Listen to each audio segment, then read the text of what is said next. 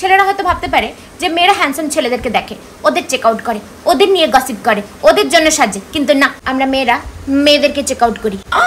ছেলেদের থেকে আমি মেয়েদের উপর বেশি ফিদা হয়ে যাই। না আমি লেসবো না, কিন্তু সুন্দর মেয়ে দেখলে ছেলেদের মতন আমিও ফিদা হয়ে যাই।